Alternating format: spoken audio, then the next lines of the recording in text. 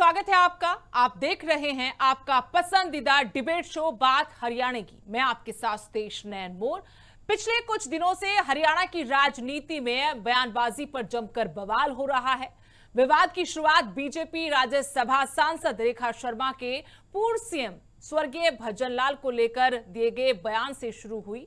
इसके बाद कुलदीप बिश्नोई ने बीजेपी को न सिर्फ सीधी चुनौती दी बल्कि रेखा शर्मा और अध्यक्ष मोहनलाल ब्रौली पर विवादित टिप्पणी भी की। पलटवार मोहनलाल ब्रौली की तरफ से भी हुआ।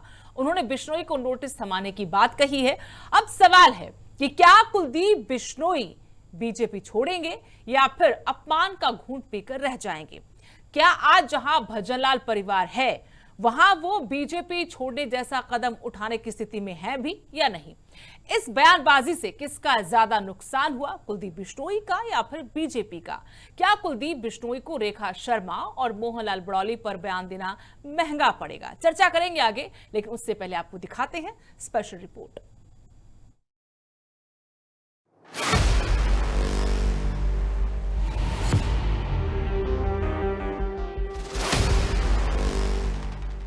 हरियाणा की राजनीति में एक बयान ने नया बवाल खड़ा कर दिया है। रेखा शर्मा के एक बयान ने सियासी पारा हाई कर दिया है, जिसमें उन्होंने पूर्व मुख्यमंत्री स्वर्गीय चौधरी भजनलाल को बदमाश कहा था। वहीं रेखा शर्मा के इस बयान पर कुलदीप बिश्नोई ने भी चुप्पी तोड़ी है। कुलदीप बिश्नोई रेखा शर्मा के बयान पर अपनी पार्टी को खुली चुनौती दी और रेखा शर्मा को नौसिखिया कहा। कुलदीप बिश्नोई ने सीधे मोहनलाल ब्रौली पर भी निशाना साधा। बिश्नोई ने तंज कसते हुए उनकी औकात पर सवाल उठा दिए। इतिहास गवाह है कि आपने केवल शब्द नहीं बोले, अपनी वैचारिक दरिद्रता और अपरपिकता का प्रदर्शन किया है। जिस नाम को मिटाने की आप कोशिश कर रही हैं, उस नाम ने प्रदेश की तकदीर और तस्वीर लिखी है। आप जैसी नौसिखिया राजनीतिज्ञों को शायद यह नहीं पता कि इतिहास पढ़ना आसान है, लेकिन इतिहास रचने के लिए खून पसीना एक करना पड़ता है। ऐसी नौसिखिया बात आज प्रदेश के अध्यक्ष ने करी। बड़े खुले शब्द में मैं उसकी निंदा करता हूं, विरोध करता हूं इस बात का। एक ऐसा व्यक्ति जिसकी खुद की चलो कोई औकात नहीं, लेकिन आप प्रदेश के अध्यक्ष के रूप में बैठे हो। अब कुलदीप बिश्नोई के बयान पर मोहनलाल ब्रौली का पलटवार सामने आया है। उन्होंने कहा कि कुलदीप बिश्नोई ने सोशल मीडिया पर वीडियो जारी कर अब इस बात को बढ़ाने का काम किया है। पार्टी उनके खिलाफ नोटिस जारी करेगी। मैं इस बात को लंबी ना करते हुए चौधरी भजनलाल जी के बारे में कोई भी व्यक्तिगत आरोप रेखा शर्मा जी ने नहीं लगाया था। मैंने स्पष्ट भी किया था कि वो चुनावी सभा थी और उनके शब्दों के चयन में चूक हुई है। और जिस प्रकार से ये एक सोशल मीडिया के माध्यम से कुलदीप बिश्नोई ने जिस बात को बढ़ाने का काम किया है, हम उसको नोटिस जारी करेंगे और उसका जवाब मांगेंगे। ब्रौली के बयान के बाद कुलदीप बिश्नोई ने कहा, कागज के टुकड़ों वाले नोटिस से कुलदीप बिश्नोई डरने वाला नहीं है। मैं चौधरी भजनलाल का बेटा हूं और ऐसे नोटिसों की परवाह नहीं करता। एक बयान से शुरू हुआ ये विवाद अब खुली सियासी जंग में बदलता नजर आ रहा है। अब देखने वाली बात होगी कि पार्टी अनुशासन भारी पड़ता है या फिर सियासी बयानबाजी, और क्या ये विवाद यही थमेगा या हरियाणा की राजनीति में कुछ और बड़ा होने वाला है। Bureau report, living India news. तो चलिए चर्चा की शुरुआत करेंगे। सभी खास मेहमान हमारे साथ जुड़ चुके हैं। बीजेपी प्रवक्ता रामराजी शर्मा, कृष्ण शर्मा प्रवक्ता कांग्रेस, इनेलो से ओंकार सिंह हमारे साथ जुड़े हैं। आप तीनों मेहमानों का बहुत बहुत स्वागत है। और मेरा पहला सवाल रामराजी आपसे है, क्या चल रहा है बीजेपी के भीतर और आप लोगों को क्या लगता है, क्या कुलदीप बिश्नोई के दिन अब लद गए हैं, वो हाशिए पर हैं, ज्यादा उनको महत्व नहीं दिया जा रहा, या सिर्फ इस बयान के संदर्भ में आप कहेंगे कि सिर्फ बयान हुआ है, बवाल है, थम जाएगा? देखो, सबसे पहले मैं आपके चैनल के माध्यम से मैं हमारे देश की, हमारे प्रदेश की देवतुल्य जनता जनार्दन को, आपको और ये अन्य पार्टियों के प्रवक्ता हमारे भाई हैं, मैं इन सबको राम राम करता हूं, नमस्कार करता हूं और फिर आपकी बात का जवाब देता हूं। आपने पूछा है क्या चल रहा है। बहुत बढ़िया चल रहा है, जीत का जश्न मनाया जा रहा है। जिस तरह से आपको उसके लिए हमारी ऐतिहासिक जीत हुई है उसका जश्न मनाया जा रहा है। ये पार्टी की जीत है, ये विश्व के सबसे लोकप्रिय और ताकतवर प्रधानमंत्री आदरणीय नरेंद्र मोदी जी की जीत है। हमारे चाणक्य लौह पुरुष के नाम से विख्यात सरदार पटेल जी के बाद में सबसे मजबूत गृह मंत्री के रूप में जाने जाने वाले आदरणीय अमित शाह जी की चाणक्य नीति की जीत हुई है। पार्टी की नीतियों की, सिद्धांतों की जीत हुई है और मैं समझता हूं आगे भी जहां भी चुनाव होगा वहां कमल खिलेगा। पंजाब में भी कमल खिलेगा, क्योंकि माननीय मुख्यमंत्री जी का वहां पे दौरे बढ़ गए हैं, उनकी डिमांड बढ़ गई है, पंजाब की जनता भी ये चाह रही है। जैसे हरियाणा का मुख्यमंत्री किसान का बेटा, उन्होंने खुद भी किसानी करी है, पंजाब का मुख्यमंत्री भी डॉक्टर नायब सिंह सैनी जैसा होगा, उनकी यही इच्छा है।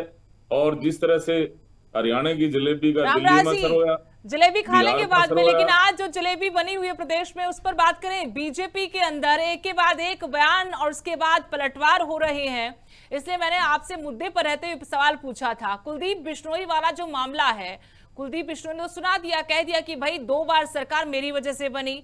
अब आपकी पार्टी के अध्यक्ष कह रहे हैं कि हम नोटिस थमाएंगे उनको, जरूरी नहीं कि बाप जैसा बेटा निकले।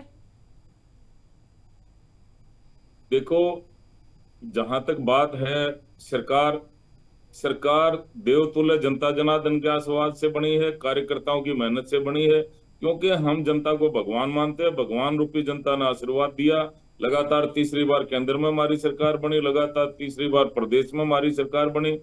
और इतनी बड़ी पार्टी है हमारी, विश्व का सबसे बड़ा संगठन है, अनुशासन से इतना बड़ा संगठन चलता है। और जहां तक रेखा बहन जी की बात का सवाल है, वो हमारी सांसद हैं, उन्होंने अपने जो माननीय अध्यक्ष जी ने भी उनके स्टेटमेंट के बारे में बता दिया था, भाई शब्दों का चयन था और ये मुद्दा वहीं खत्म हो जाना चाहिए था, और ये खत्म भी हो जाना समझा जाना चाहिए। और रही बात कोई किसी के भरोसे, कोई किसी के सहारे, ऐसा नहीं होता। ये तो जनता के आशीर्वाद से सब कुछ होता है, जनता की कृपा से सब कुछ संभव है। जनता का प्यार, दुलार, आशीर्वाद हमारे ऊपर है। और जिस तरह से विश्व के सबसे लोकप्रिय प्रधानमंत्री जी ने भारत को विकसित राष्ट्र अब बनाने कुलदीप का बिश्नोई सपन जी देखा पार्टी में रहेंगे, 2045 पार्टी तक, उनको उसको नोटिस देगी, साकार क्या करने होगा? में हमारे रामराज जी ये मुख्यमंत्री जी लगे बताइए, हुए हैं। अब क्या होगा? कुलदीप जी। बिश्नोई को नोटिस थमा आ जाएगा, जवाब तलब करेंगे आप? अगर उनसे जवाब तलब कर रही है पार्टी, तो फिर रेखा शर्मा से क्यों नहीं पूछा गया कि आपने ऐसे शब्दों का इस्तेमाल क्यों किया? या आप भूल गई थी रेखा शर्मा जी कि बिश्नोई परिवार भी अब बीजेपी में आ चुका है? बंसीलाल का नाम लेते लेते तो रुक गए थे वो। देखो, चौधरी भजनलाल जी हमारे सबके सम्मानित नेता हैं, हम सब उनका बहुत ज्यादा सम्मान करते हैं, और आज तक के सबसे लंबे समय तक वो मुख्यमंत्री रहे हैं। हमारी प्रदेश की 36 बिरादरी उनका सम्मान करती है, सभी वर्गों के लिए उन्होंने काम किया। और जहां तक बात है कुलदीप जी की, कुलदीप जी ने भी संयम बरतना चाहिए। और मैं बताना चाहूंगा कि ये कार्यकर्ताओं की मेहनत से, जनता के आशीर्वाद से सरकार बनी है, और पार्टी की नीतियों से, और विश्व के सबसे लोकप्रिय और ताकतवर प्रधानमंत्री जी की नीतियों से, पार्टी के सिद्धांतों से। चलिए वहां और नहीं जाएंगे, वहां आपसे फिर बात करेंगे किसी और दिन, किसी और तरीके से हम दूसरे मुद्दे पर बात करेंगे।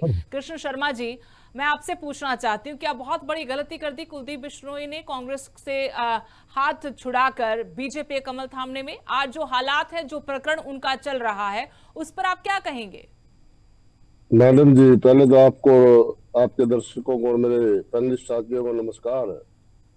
देखिए, चौधरी भजनलाल जी के बारे में जो रेखा सांसद जी ने अपने बयानात, अपनी मंशा अपनी जाहिर की, तो मैं ये समझता हूँ कि एक ऐसे युग पुरुष जिन्होंने हरियाणा को बनाने में एक अहम योगदान रखा और सेंटर में भी सेवाएं दी, सेंट्रल कैबिनेट मिनिस्टर रहे, कृषि मंत्री रहे, उनके बारे में एक समुदाय विशेष जो राजस्थान, पंजाब और हरियाणा में अपनी स्थिति मजबूत रखता है, और आम जन, छत्तीस बिरादरी भी उसको अपना नेता मानती थी, तो उसके बारे में ऐसे विचार रख के इन्होंने अपने व्यक्तिगत ही नहीं बल्कि इनकी पार्टी की सोच को दर्शाया है कि ये कितने इंसान का प्रयोग करके उसको किस तरह से दुत्कार करते हैं ये लोग। ये इन्होंने पहली दफा नहीं किया है, ये हर नेता के साथ ऐसे करते हैं।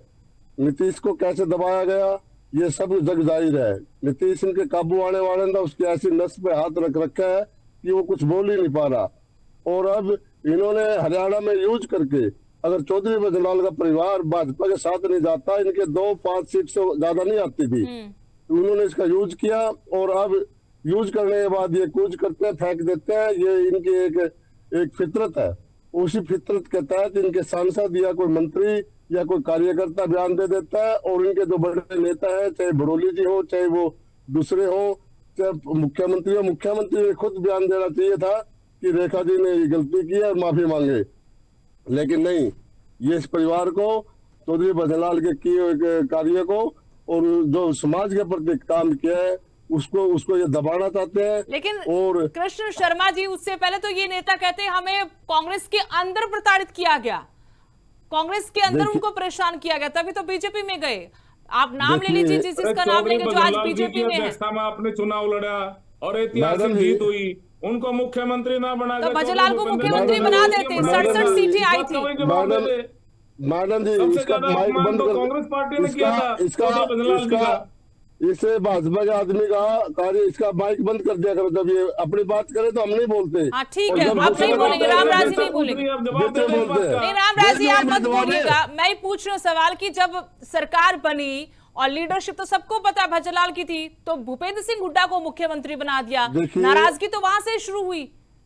देखिए मैडम जी, चौधरी भजनलाल जी सबसे लंबे समय तक मुख्यमंत्री कांग्रेस के रहे हरियाणा में, और जब 2005 का चुनाव हुआ, पार्टी पूर्ण बहुमत से कांग्रेस की सरकार बनी और मुख्यमंत्री ने और विधायकों ने इसको चौधरी भूपेंद्र हुड्डा जी को मुख्यमंत्री चुन दिया। उसके बाद अपने उप मुख्यमंत्री चंद्रमोहन जी को बना गए हरियाणा में, और एक पीढ़ी तब्दील होती है, इसमें कोई बड़ी बात नहीं होती। मतलब सारी उम्र हरियाणा की जनता कोई नहीं आता। चुनाव लड़ा, ऐतिहासिक जीत हुई, फिर उनको ना बनाकर चौधरी भूपेंद्र हुड्डा को क्यों बना दिया, इस बात का जवाब जब रामराज जी अगर कड़ियां जोड़ेंगे तो फिर आज बीजेपी इतनी मजबूत कैसे होती? वो ठीक है, जो इतिहास में हुआ वो ठीक होता है, जो होता है वो ठीक होता है। मुख्यमंत्री बनाया उस समय वो कुछ नहीं लेके आया था, ऐसे पार्टी बनाती है। भाई नायब सैनी क्यों बना दिया, नायब मनोहर लाल क्यों बना दिया, क्या योगदान है? रामविलास शर्मा जी को बनाना चाहिए था 2014 में, प्रमोशन किया। मनोहर लाल का क्या? नहीं रामराज जी वो कह रहे हैं जब पार्टी के प्रदेश अध्यक्ष थे रामविलास शर्मा जी, उनके नेतृत्व में पहली बार आपकी सरकार बन रही थी, तो फिर उनको क्यों नहीं बनाया मुख्यमंत्री? चलिए वहां नहीं जाए, कुलदीप बिश्नोई पर एक बार रहते हैं, ओंकार जी को शामिल कर लेते हैं। ओंकार जी, आपके साथी प्रवक्ता कृष्ण शर्मा ने कहा कि छोटी पार्टियों को या छोटे जो नेता होते दूसरी पार्टियों के, उनका इस्तेमाल करती है बीजेपी। कुलदीप बिश्नोई वाला पूरा एपिसोड आपको मालूम होगा कि रेखा शर्मा ने क्या कहा उनके पिताजी के बारे में, पूर्व मुख्यमंत्री, हरियाणा के केंद्रीय मंत्री भी वो रहे, और उसके बाद क्या पलटवार हुआ और अब पार्टी की तरफ से उनको लेकर क्या प्रतिक्रियाएं आ रही हैं। इस पूरे एपिसोड पर आप क्या कहेंगे, आपकी पार्टी क्या लाइन है? सर सुदेश जी, बहुत निंदनीय बयान है सांसद रेखा जी का, क्योंकि देखिए पूर्व मुख्यमंत्री, कोई भी व्यक्ति जो पूर्व मुख्यमंत्री है, पूर्व मंत्री है और जो अब इस दुनिया में भी नहीं है, उसके बारे में ऐसी शब्दावली का प्रयोग बहुत ही निंदनीय है। मैं निंदा करता हूं, हमारी पार्टी भी निंदा करती है। और देखिए बीजेपी के बारे में बिल्कुल स्पष्ट है, जो कुलदीप बिश्नोई जी ने कहा कि इनको कौन जानता था, सच्चाई तो यही है। 2 सीट 3 सीट 4 सीटें तो होती थी और वो भी हमारे गठबंधन में जाते थे। अब इन्होंने किया क्या आज तक? इन्होंने जिस पार्टी से समझौता किया उस पार्टी को खा गए, उसको तोड़ दिया। जिस परिवार से समझौता किया आपके सामने है, दुष्यंत चौटाला से समझौता किया, आज कहां है दुष्यंत चौटाला? कुलदीप बिश्नोई से समझौता किया, आज कहां है? और यही हालात 2 या 4 महीने में, साल में, यही हालात श्रुति चौधरी और किरण चौधरी से बनने वाले। ये पार्टी बीजेपी ऐसी है, जिससे समझौता करते हैं उसका काम तमाम कर देते हैं। आप महाराष्ट्र में देख लो, कहां है शिवसेना, अकाली दल, और तो अभी ताजा उदाहरण है परिवारवाद के खिलाफ है बीजेपी और जनता का साथ मिल रहा है लोगों को। क्या परिवारवाद ठीक है हिंदुस्तान के लिए, भारत के लिए? अगर ये परिवारवाद के खिलाफ हैं तो श्रुति चौधरी और किरण चौधरी कौन है? फिर सुषमा स्वराज की बेटी बांसुरी स्वराज कौन है? ऐसे तो आपको सैकड़ों उदाहरण में दे दूंगा, डिबेट इसी में खत्म हो जाएगी। इसे परिवारवाद नहीं कहते। जब मैं एक चीज कहना चाहता हूं, परिवारवाद क्या चीज है? जब एक व्यक्ति राजनीति में है और वो अपनी हलके में, अपनी सीट में अपना सारा जीवन लगा देता है, अगर उसका बेटा राजनीति में उसके साथ आ जाता तो कौन सी बुरी बात है? बीजेपी में सैकड़ों उदाहरण हैं। और कौन सी पार्टी है जिसमें ऐसे नेता नहीं है जिनके बाद उनके बेटे या उनकी बेटी राजनीति में आई? सब जगह है। काबिलियत होनी चाहिए।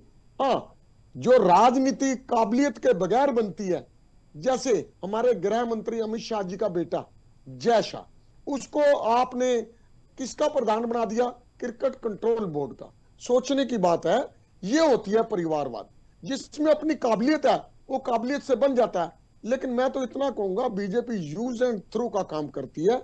जिसको भी अपने पास लेती है उसको लेके जीरो करके उसको फेंक देती है। रामराज जी, वो कह रहे इन्होंने कि बीजेपी बिश्नोई यूज जी एंड का- थ्रो का काम करती है, जिस भी पार्टी के साथ गठबंधन करती है उसे वो खत्म कर देती है, परिवारों को खत्म कर देती है। एग्जाम्पल भी आपने सुनी ली होंगे, क्या क्या दिए उन्होंने। क्या कुलदीप बिश्नोई के देखो, साथ भी अब यही होने वाला है या हो चुका है? क्योंकि आज किसी ये तो कोई उदाहरण विधायक ही नहीं पार्टी से, फिट कोई बैठता सांसद है। नहीं पार्टी से, उनके परिवार से, आपकी पार्टी से। ये तो उदाहरण ही नहीं के ऊपर फिट बैठता है। ये कहां से चले थे, कहां आगे अटक गए, 2 पर अटक गए, आगे 2 भी नहीं आने वाले हैं। और जिस तरह से इनका शासन रहा है, वो जनता जिस डिसाइड तरह करेगी, से आप इनके नहीं टाइम करेंगे। में भाई मैम जनता कांड हुआ बताए। इनके टाइम में, दुलीना कांड हुआ इनके टाइम में, और कंडीला आपके समय कांड में हुआ जो इनके किसान टाइम में, आंदोलन तो हुआ, इनकी सरकार सबने 750 देख से लिया, अधिक इसलिए किसान जनता ने शहीद हो नकार गए। दिया। वो क्या ये हुआ? जनता द्वारा नकारे गए लोग हैं और बौखलाहट में आप भी उल्ट नकारे बातें करते जाओगे। हैं, उल्ट ये कोई फैसले बड़ी लेते बात हैं। नहीं है, आने वाले समय में आप भी नकारे जाओगे। शर्मा जी बताइए कि क्या होगा कुलदीप बिश्नोई का, क्या सोच रही है पार्टी? कोई विकल्प मेरे है भाई- उनके लिए पार्टी में, या फिर कुछ और तलाश कर सकते हैं वो? विश्व की सबसे बड़ी पार्टी है, विश्व का सबसे बड़ा संगठन है हमारा, और विश्व के सबसे ताकतवर और लोकप्रिय प्रधानमंत्री जी ने 2047 तक भारत को विकसित राष्ट्र बनाने का सपन देखा, उसको साकार करने में हमारे माननीय मुख्यमंत्री जी लगे हुए हैं, जो कुलदीप युवाओं के बिश्नोई हृदय जी के सम्राट बारे में हैं, बता बहुत ही दीजिएगा मिलनसार हैं, रामराज जी। कुलदीप बिश्नोई वाले और एपिसोड पर सभी रहिएगा। वर्गों के मसीहा हैं, 24 घंटे जनता की सेवा में समर्पित रहते हैं। ये जवाब नहीं देंगे सुदेश जी। आज आप बहुत ये घुमा मुद्दे रहे हो पे रामराज जी, चले आज जाते आपने हैं। बहुत जिस तरह से घुमाया आधी जवाब को। आधी रामराज आबादी जी का बहुत घुमाया विपक्ष आज में कांग्रेस आपने, को आधी आपका आबादी मन ही नहीं हमारे था देश जिस में मुद्दे पर कैसे बातचीत कैसे का। बंद नहीं होती आज है? आप चाहते थे कांग्रेस कि पार्टी पश्चिम आते बंगाल हैं पर तो। बात की जाए, है ना। आज घर आपकी से खुशी रटा बता रही कि रटा आज के तो आते हैं। कहीं और बातचीत करनी थी आप लोगों को, आज तो जलेबी खिलानी थी, खानी थी आप लोगों को। मैं कह रही कुलदीप बिश्नोई के लिए कुछ बचा है पार्टी में कि नहीं? कुलदीप बिश्नोई जी हमारे सम्मानित नेता हैं और हम सब उनका सम्मान करते हैं। कोई ऐसी मिसअंडरस्टैंडिंग है, कोई ऐसी बात है तो पार्टी लेवल पे ये मामला सुलझा लिया जाएगा। तो ये और इस बात तो मामला रेखा का शर्मा तो जी की ये तरफ मान से के भी हो चलो, ये सकती तो, थी, वो भी आकर सुलझा कह लिया सकती गया, थी ये मीडिया मान के के चलो सामने, आप। कैमरे के सामने, कि मेरे से ऐसे शब्द निकल गए मेरे मुंह से, मंच पर मेरा कोई ऐसी मंशा नहीं थी, बात वहीं खत्म हो जाती। लेकिन मंच भरा हुआ था, मुख्यमंत्री थे, पार्टी प्रदेश अध्यक्ष थे, आप सब जानते कितने लीडरशिप वहां पर थी आपकी, बात खत्म हो जाती। बढ़ावा किसने दिया इस पूरे मामले को? देखो, जहां तक बढ़ावा देने की बात है भाई, कुछ कई बार क्या होता है, मिसअंडरस्टैंडिंग हो जाती है, पार्टी लेवल पे ये मामला सुलझा लिया जाएगा।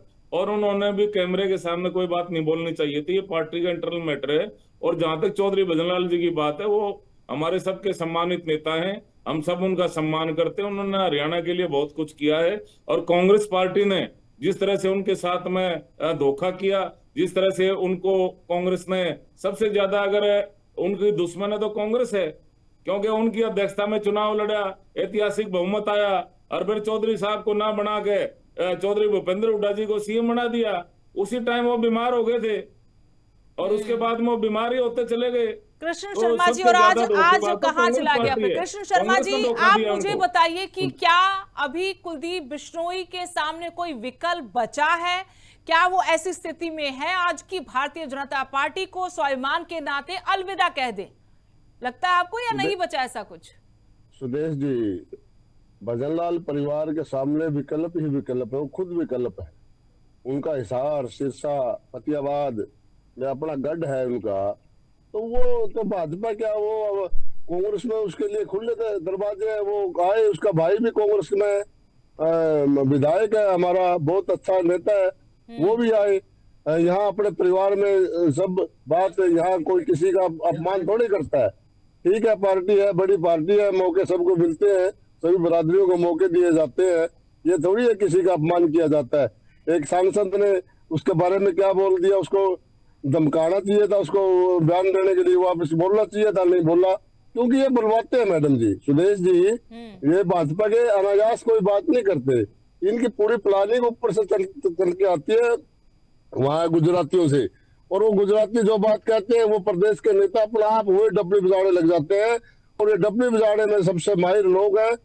भजनलाल परिवार का जो अपमान किया है, इन्होंने राजस्थान में खामियाजा भुगतना पड़ेगा, पंजाब में और हरियाणा में मैडम जी 100% ये माफी मांगेंगे। नहीं मांगेंगे तो आने वाला समय वही हो जाएगा 2009 में, जो इनके कैंडिडेटों में 5-5 हजार वोट आती थी, 2000 आती थी, किसी में 1200 आती थी, ऐसी इनकी वोट आएंगी। लेकिन शर्मा जी, ये तो जीत का झंडा गाड़े जा रहे हैं। आज भी 5 राज्यों में विधानसभा चुनाव का जो परिणाम आया वहीं पर देख लीजिए आप, जहां उम्मीद नहीं थी वहां पर भी कमल खिला दिए इन्होंने।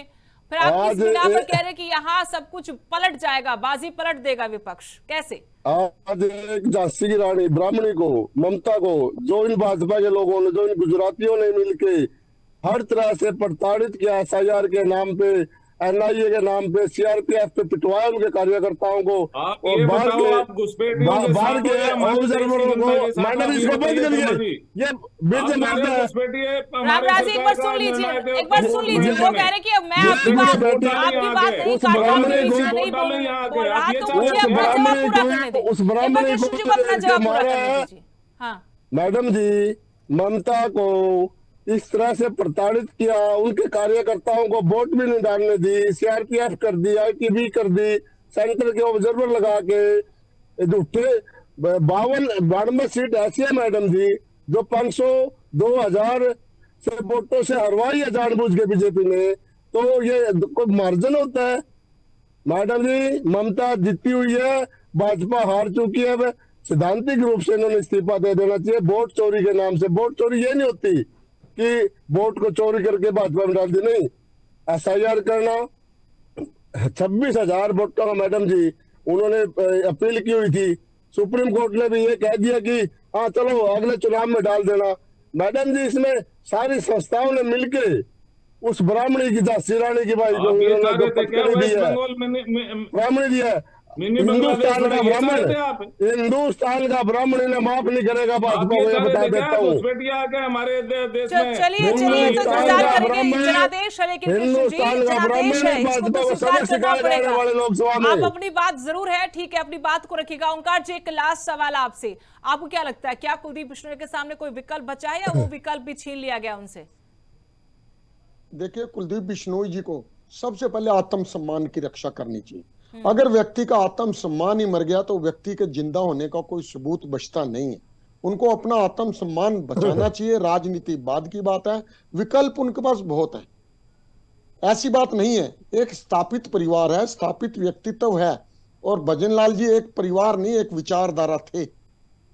उनकी विचारधारा को अगर जिंदा रखना तो कुलदीप बिश्नोई जी को ऐसी छोटी मोटी नोटिस का ध्यान नहीं देना चाहिए, उनको जवाब देना चाहिए।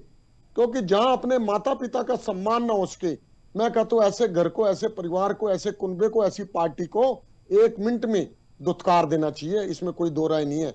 अगर उनमें, कुलदीप बिश्नोई जी में मात्र सी भी, थोड़ी सी भी आत्मसम्मान बचा है तो उनको इसका पूरा जवाब देना चाहिए। क्योंकि जिस तरीके से एक सांसद द्वारा भजनलाल जी को वार किया गया है, उनको पर कटाक्ष किया गया, उसके पर गंदगी फैलाने की कोशिश की गई है, तो इस परिवार में तो कई सांसद हैं, कई विधायक हैं, मुख्यमंत्री रह लिए। ये सोचनीय तथ्य है। अब कुलदीप बिश्नोई जी क्या फैसला लेते हैं, जो उन पर डिपेंड करता है। चलिए इंतजार रहेगा कि आगे क्या घटना घटती है। फिलहाल तो सिर्फ संकेत मिल रहे हैं कि कुलदीप बिश्नोई अब बहुत गुस्साए हुए हैं और उनको लगा कि अब अपमान का घूंट नहीं पिया जाएगा। 10 अप्रैल 2024 को भले उनके सामने कई राजनीतिक मजबूरियां थी, लेकिन अब वैसी मजबूरियां भी नजर नहीं आ रही। लेकिन फैसला उनको करना है। उधर बीजेपी कह रही कि ये पार्टी लाइन पर रहकर भी बात की जा सकती थी, जो नहीं की गई, और गलती कुलदीप बिश्नोई की भी है। उनको मामला खत्म करना चाहिए था, जबकि उन्होंने मामले को और ज्यादा बढ़ा दिया। फिलहाल बात हरियाणा के डिबेट शो में इतना ही। नमस्कार।